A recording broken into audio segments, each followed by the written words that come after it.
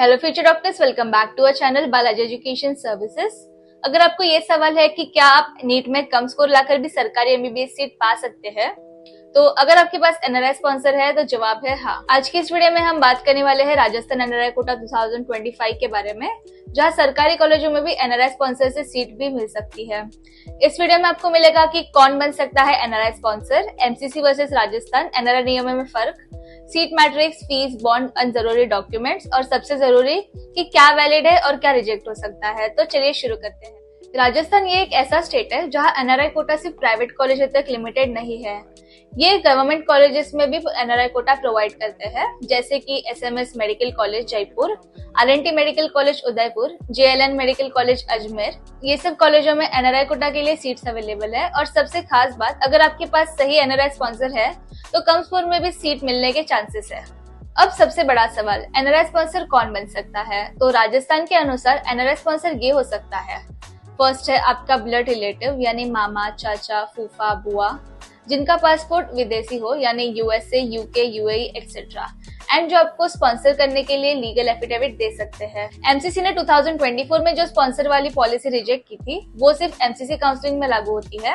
राजस्थान अपनी काउंसलिंग के लिए अलग नियम अपनाता है और वहाँ एनआरआई स्पॉन्सर वैध माने जाते हैं, अगर डॉक्यूमेंट सही रहे तो।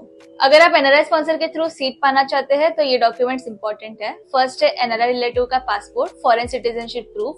सेकेंड है sponsorship affidavit, legal document with relation and financial support mention. Third है कैंडिडेट का बर्थ सर्टिफिकेट, वो की है रिलेशन प्रूफ। फोर्थ है NEET admit card and score card. Fifth है वीजा और OCI details if applicable. And last है embassy certificate, वो कुछ मामलों में मांगा जाता है। अगर डॉक्यूमेंट्स में कोई भी कमी है तो सीट रिजेक्ट हो सकती है। राजस्थान के गवर्नमेंट मेडिकल कॉलेजेस में एनआरआई कोटा की फीस होती है 25,000 USD पर ईयर, यानी लगभग 21 lakh rupees per year. Seat fix होती है। हर कॉलेज में कुछ लिमिटेड एनआरआई सीट्स होती है। बॉन्ड रूल्स ये अलग अलग कॉलेजेस में हो सकते हैं, लेकिन रजिस्ट्रेशन और डॉक्यूमेंट समय पर होना बहुत जरूरी है। राजस्थान एमबीबीएस काउंसलिंग में आपको एनआरआई कैटेगरी ऑप्ट करनी होगी और एनआरआई डॉक्यूमेंट्स अपलोड करने होंगे। अब बात करते हैं एमसीसी एंड राजस्थान के रूल्स का डिफरेंस। एमसीसी काउंसलिंग यानी ऑल इंडिया कोटा में सुप्रीम कोर्ट के आदेश के बाद स्पॉन्सर बेस्ड एनआरआई को रिजेक्ट किया गया है, लेकिन राजस्थान की स्टेट काउंसलिंग में स्पॉन्सर बेस्ड एनआरआई को अभी भी मान्यता है, क्योंकि वो अपनी काउंसलिंग पॉलिसी खुद तय करते हैं। इसलिए अगर आपका नीट स्कोर लो है और आपके पास सही एनआरआई स्पॉन्सर है तो राजस्थान एक बड़ा मौका बन सकता है। तो आप समझ ही गए होंगे कि अगर सही डॉक्यूमेंट्स है और आप राजस्थान की एनआरआई कैटेगरी में अप्लाई करते हो तो कम स्कोर में भी गवर्नमेंट सीट्स मिल सकती है।